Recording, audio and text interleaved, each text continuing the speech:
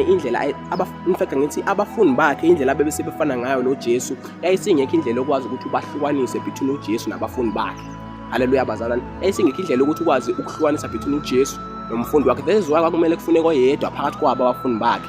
Lezo lento leyo ngoba bazalwane ngeke ungitshela ukuthi uJesu umuntu ohambe eshumayela zonke lezi indawo lezi umuntu oyipublic futhi uhambe ephilisa abantu ungahluleka umazi loyo muntu nabantu uyazi una followers, uyazi ukuthi khona abantu abamlandelayo but ungahluleka ukumhlukanisa nalabo bantu labo, ungahluleka ukubopha loyo muntu. This means bazalwane uJesu wayefana nabafundi bakhe to the point whereby behluleka ukudistinguisha phakathi kwabo.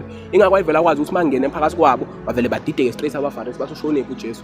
Amen. So siyathola ukuthi uJesu uNkulunkulu image yakhe sadalwa ngomfanekiso wakhe ukuthi sifane naye simfuze. So lokufana noNkulunkulu lokho okukhulunywa ngako la nolokuthi kumele sesihleli naye singahlukaniseki naye such that mesihleli naye bazalwane sifane naye ukuthi mekuphuma thina kube ngathi kuphuma uJesu. Ngoba ukuthiwa lapha mabefike eAntioch bazalwane abazalwane abafundi bakaJesu kuthiwa bazalwane babizwa ngoKristu abancane, the Christ like abantu abamaziyo uJesu abake bambona uJesu before enza izinto bazalwane. Kwathi mebuka uPetro bazalwane wathi oJesu laba kodwa inkinga ukuthi bancane uJesu labe engibabonayo. So bazalwane we discover ukuthi kahle kahle i-image kaNkulunkulu is something vele